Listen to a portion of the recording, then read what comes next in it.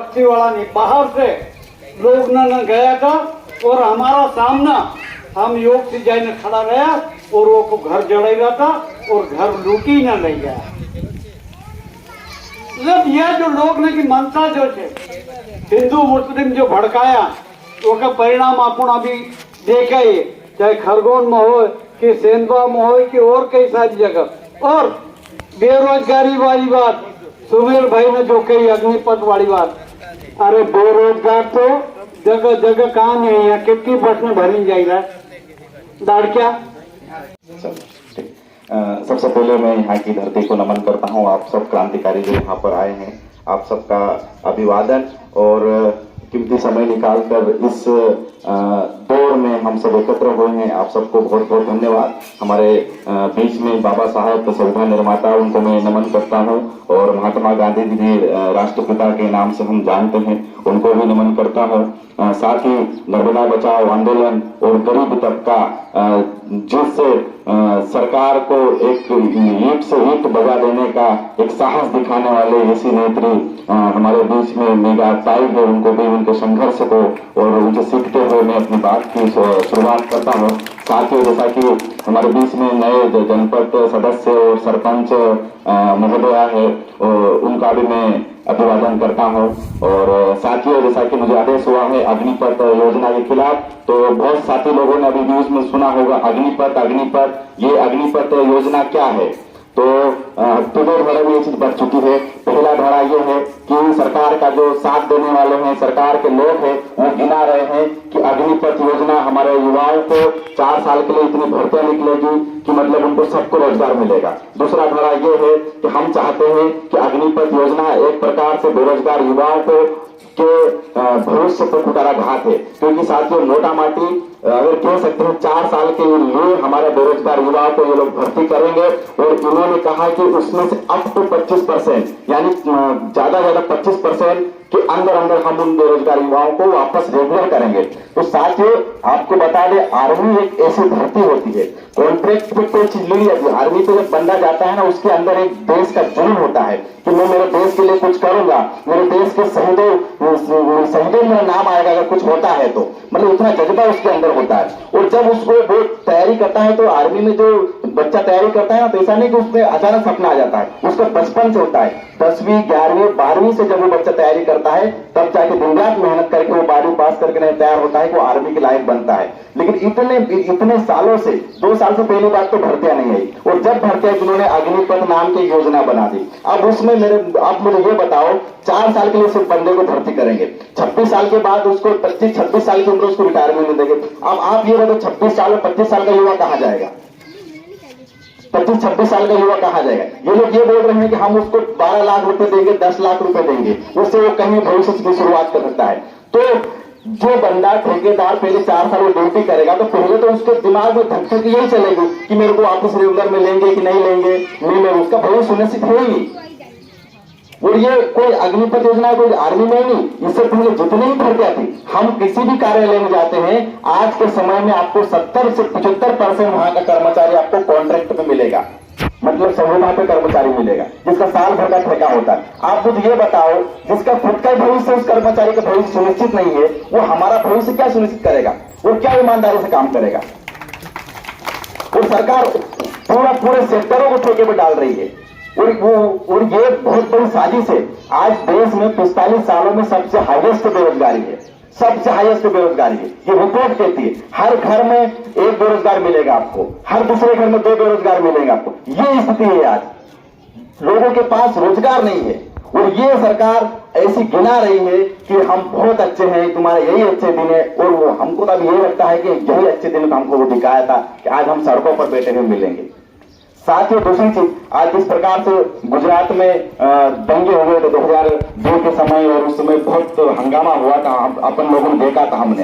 तो उस समय के मुख्यमंत्री थे श्री नरेंद्र मोदी जी मुख्यमंत्री थे, तो उनको अभी फिलहाल की वर्तमान समय में क्लीन चिट दे दी। हम न्यायपालिका पे हम सवाल नहीं उठाते हैं, लेकिन जस्टिस जो हुआ है, जिस प्रकार जस्टिस जो है, जो उन्होंने न्याय जो हम मांग करते हैं और फैसला जो भी है हम उस फैसले के खिलाफ है, क्योंकि जब हमारा जब देश आजाद हुआ, हम इतिहास उठा के देखेंगे तो जब तक केंद्र में सरकारें मजबूत हुई है, जितनी मजबूत केंद्र में नरेंद्र मोदी जी की सरकार देख लो, इन्होंने न्यायपालिका पर कुठाराघात कहीं न कहीं करने की कोशिश करी है। हम जब आप सोचो, एक सीजीआई, एक सुप्रीम कोर्ट का जज रिटायरमेंट के बाद किसी राजनीतिक पार्टी में एक मेंबर चुन के जाता है, राज्यसभा मेंबर चुन के जाता है, तो हम किससे उम्मीद करें?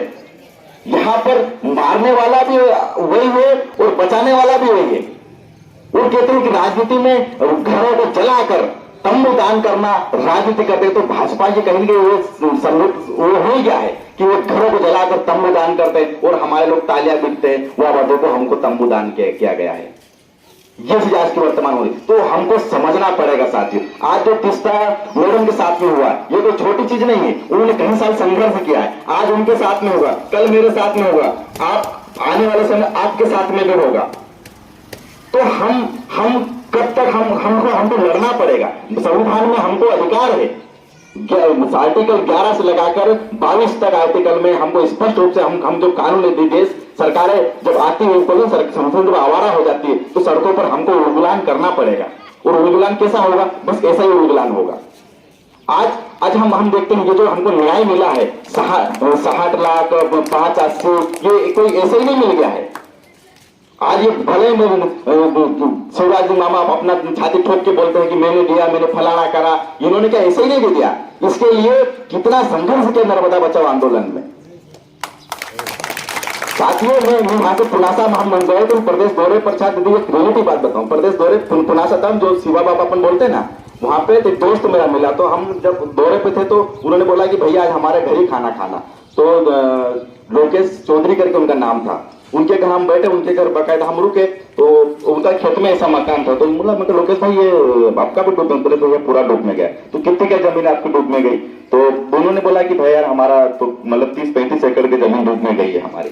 तो ये जमीन आपने कितनी क्या खरीदी? तो बोले 11-12 एकड़। उस समय जितने पैसे 11-12 एकड़ जमीन हम खरीद पाए हम उस समय। फिर मैंने अपने आंदोलन वगैरह, तो बोले हम लोगों में उतना वो भाई जी गए भी थे शायद में ना वहां पे, लेकिन लोगों ने सपोर्ट नहीं वहां पे करा।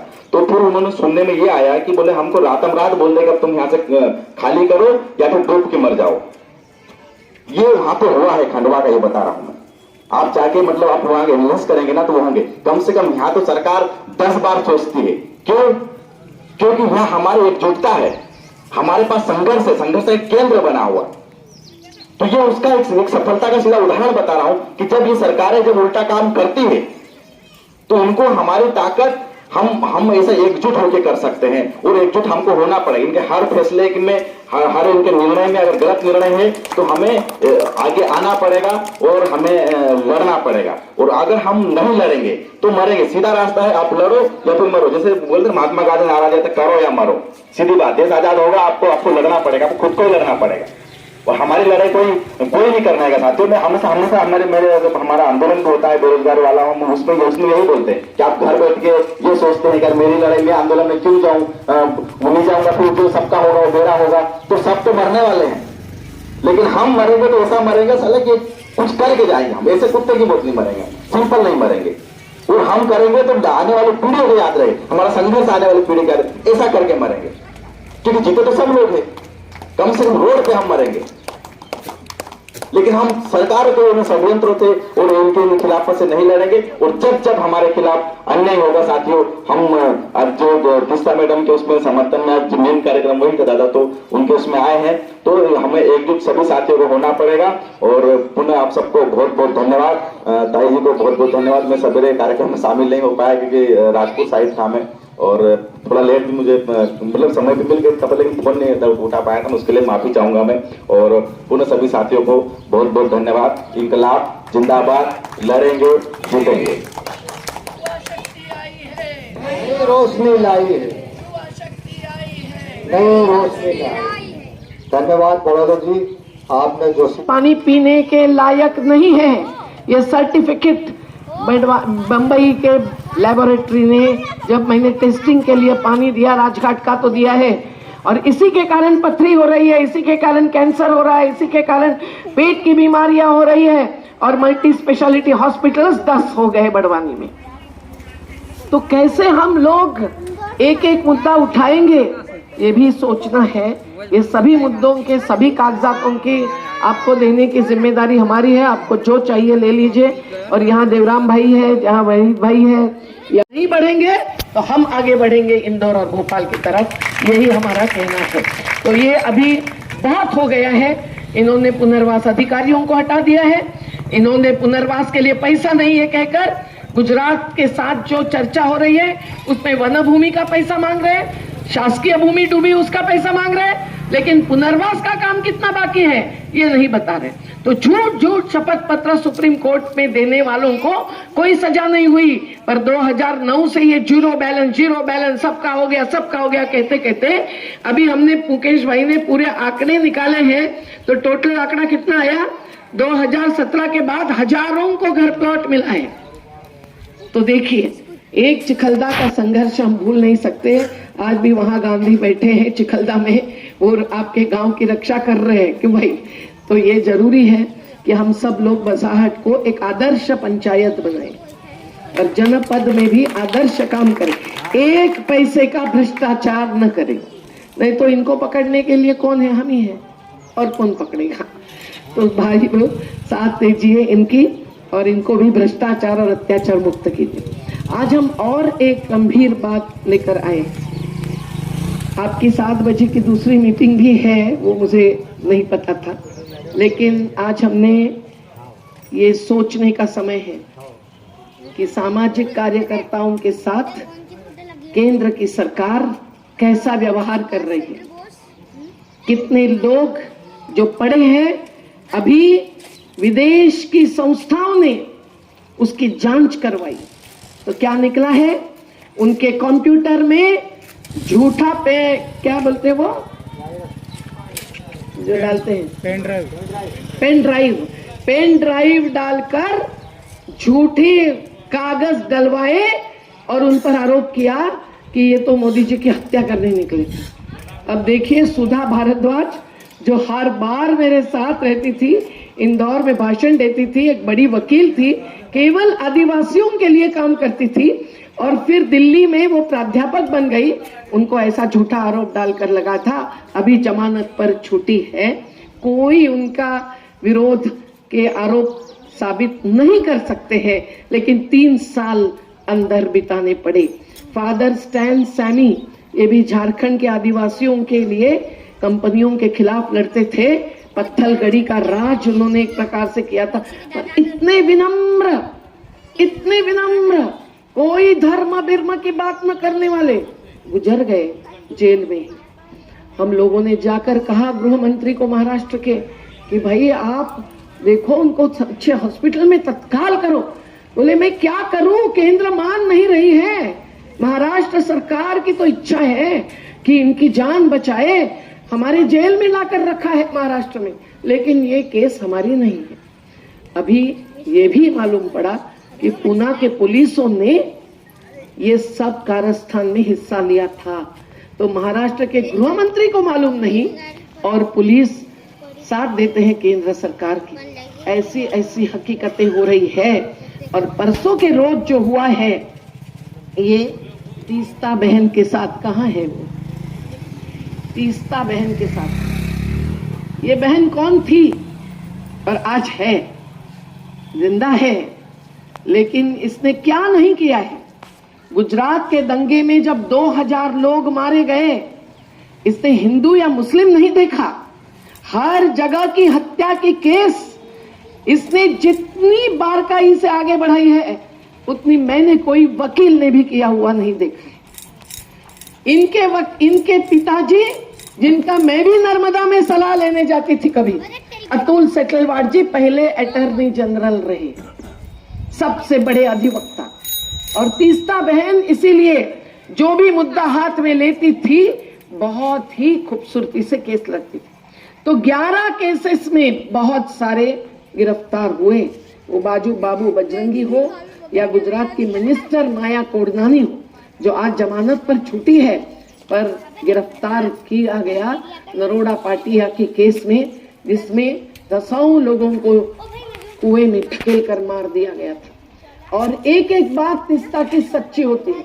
जब सीएए के तहत आसाम में हिंदू भी लाखों, मुस्लिम भी लाखों, इनको नागरिकता से हटा दिया, टीन शेड में अपने लोगों को ढकेला है, तो इनको तो ऐसे जगह पे ढकेला कि हिटलर की नाजी जर्मनी की याद आए।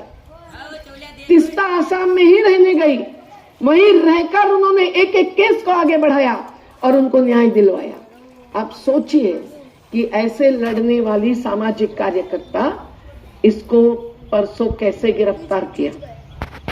केस थी, एक सांसद थे गुजरात के, एहसान जाफरी जी, जिनको हम सब लोग जानते थे। उनकी गुलबर्गा सोसाइटी में जब आग जलाने के लिए एक समूह दौड़ के आया और उन्होंने हमला जैसे घेर दिया, उन्होंने फोन लगाए, सांसद थे, मोदी जी को फोन लगाया, पुलिस अधिकारियों को फोन लगाया, लेकिन कोई भी मदद में नहीं गया और ऐसे व्यक्ति को खुले खुले खड़े खड़े जलाया गया। उनकी पत्नी सामने गवाह थी। आप सोचिए, ऐसा हमारे आंखों के सामने होता है तो क्या होगा। तो झाकिया जाफरी के केस अन्य केसों के जैसे तिस्ता बहन ने हाथ में ले ली। कभी भी अपन आदिवासियों की केस लेते हैं, विस्थापितों की केस लेते हैं, हमको भी मदद करनी पड़ी कि नहीं। कितनी केसेस मैंने लड़ी, कितनी केसेस संजय भाई ने लड़ी, जो अभी जल्दी ही एक दिन आपके वसाहत में आने वाले हैं। आप तैयार रहना उनका स्वागत करने के लिए। 60 लाख की केस जिन्होंने लड़ी, अपन ने उनको 6 लाख भी नहीं दिया। लेकिन ऐसे ऐसे वकील जो अपने साथ लड़े, तैसे ही तिस्ता सबके साथ लड़ी। अब क्योंकि गुजरात का दंगा ऐसा था, और यहाँ खड़े हो, देखो सबको दिखाई देता है, तो तिस्ता ने ये केसेस लड़ी और आखिर में ये झाकिया जाफरी की केस पहले सुप्रीम कोर्ट तक गई, फिर सुप्रीम कोर्ट ने मैजिस्ट्रेट को भेजी। मैजिस्ट्रेट ने जो एक स्पेशल टीम बनाई थी जांच की, उसके रिपोर्ट के लिए भी न रुकते हुए केस में समन्स भी देना नकार दिया। उसके बाद फिर ये टीम का रिपोर्ट आया, तद्दन झूठ रिपोर्ट आया। उसके बाद हाई कोर्ट ने भी कहा टीम का रिपोर्ट हमको मंजूर है, तो फिर सुप्रीम कोर्ट में केस गई। सुप्रीम कोर्ट से अपेक्षा थी कि ये उस रिपोर्ट को सच है या इनका कहना सच है, ये सुनेंगे, समझेंगे और फिर फैसला देंगे। सुनवाई तो हुई, लेकिन वो रिपोर्ट ही मंजूर किया। और तो और भाई, सुप्रीम कोर्ट में कोई भी केस डालता है या पुलिस स्टेशन में एफआईआर डालता है, तो अपन कहते हैं कि नहीं, हमको शंका है, संदेह है कि इस व्यक्ति ने मारा होगा मेरे पति को, ये होता है। तो उस केस में सभी चीजें आई थी, क्योंकि जो मीटिंग में बैठे थे पुलिसों की, जहां उन्होंने अपने कानून से सुना था कि मार डालो, मार डालो, ऐसे मंत्री, मुख्यमंत्री कह रहे थे, तो वो बातें सब इस केस में डाली गई। अब ये अगर सच है तो सच, नहीं है तो नहीं, ये कहना कोर्ट का अधिकार है। लेकिन कोर्ट ने उसके ऊपर तिस्ता को दोष दिया कि ये उनके साथ जुड़कर साजिश रच रही है। ये एयर कंडीशनड ऑफिस में बैठती है। अरे तो न्यायाधीश क्या एयर कंडीशन के बिना बैठते? और ये तो बड़े परिवार की लड़की है, तो ऑफिस में होगा, पर वो ऑफिस में कितनी बैठती और दौड़ती कितनी रही है गरीबों के लिए, मुसलमानों के लिए, जो हिंदुओं पर हमला हुआ उनके लिए भी। उन्होंने कभी जाति और मजहब का खेल नहीं खेला, लेकिन जिसके ऊपर सबसे ज्यादा अन्याय हुआ उसके साथ वो खड़ी रही। ऐसे तिस्ता को ये सुप्रीम कोर्ट ने ऐसा दोषी एक प्रकार से बनाया। इसका फायदा उठाकर तत्काल दूसरे दिन एक आतंकवाद के खिलाफ जो पुलिसों की खास सेना होती है, वो इसके घर में घुस गई और उसको उठाकर जैसे अपहरण करते हैं वैसे लेकर गुजरात चली गई। ये कितना अन्याय है एक महिला पर। और न उनके बच्चों को पूछा, न बताया, न उनके पिता। और ये कानून की प्रक्रिया नहीं चलाते हुए ऐसा नहीं हो सकता। जैसे बुलडोजर किसी का घर नहीं ढो सकता है, गलत है ये, ऐसा कभी पहले नहीं होता था। अब कोर्ट बुलडोजर बन गया और बुलडोजर कोर्ट बन गया।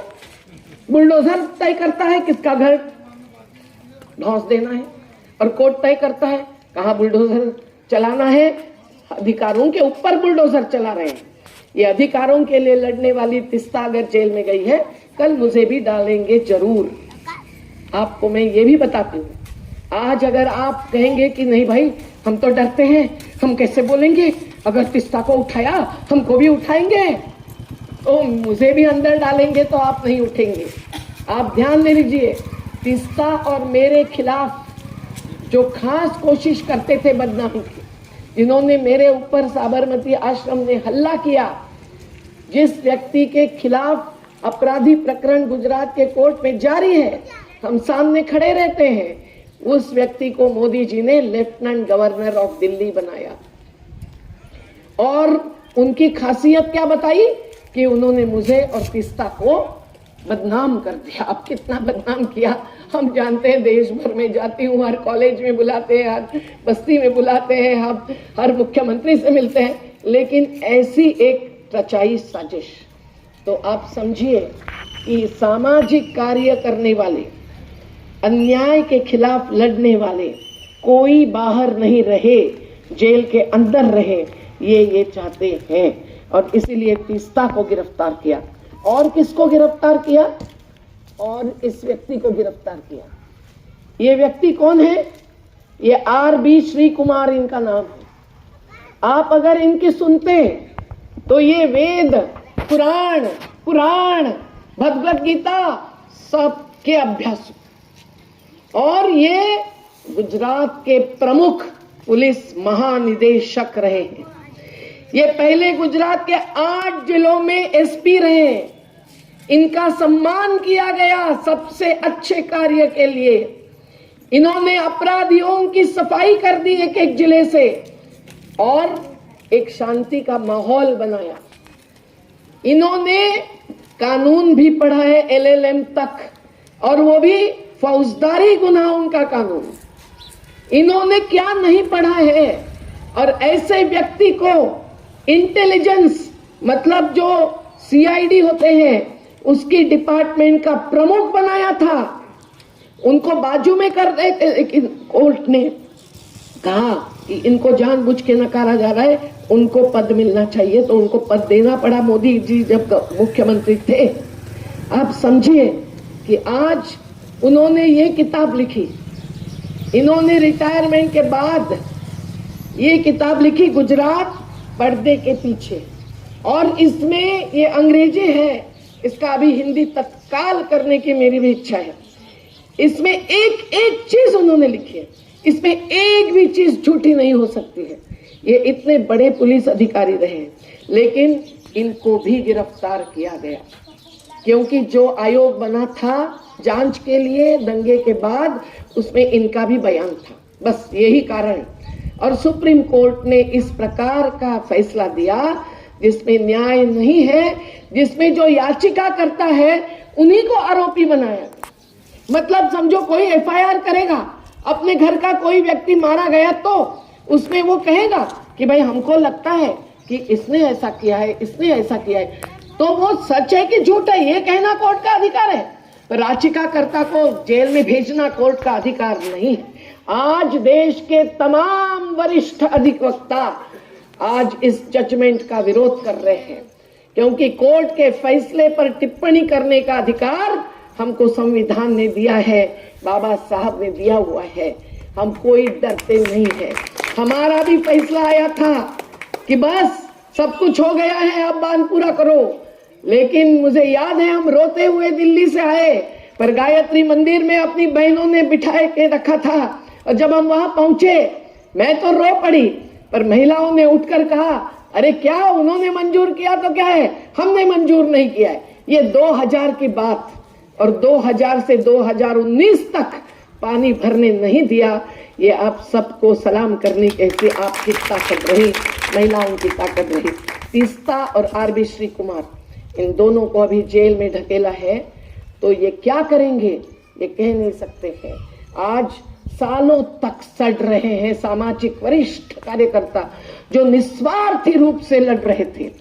जैसे सेंधवा में कुछ लोग हैं आज भी जेल में, विद्यार्थी है जिन्होंने एक पत्थर नहीं उछाला था, जो वहां हाजिर ही नहीं थे, वो भी जेल में है।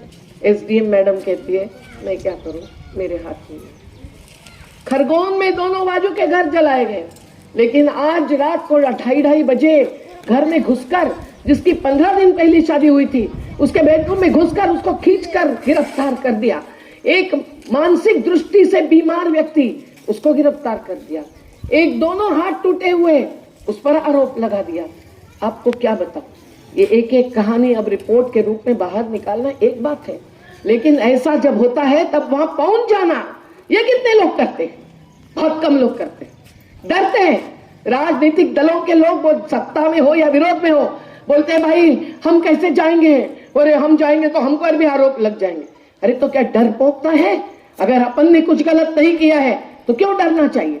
अपने आंदोलन पर आरोप अभी लगाए थे, सब झूठ। जो पैसा आया ही नहीं, वो पैसा इस तारीख को आया, ऐसे 20 नाम दिए।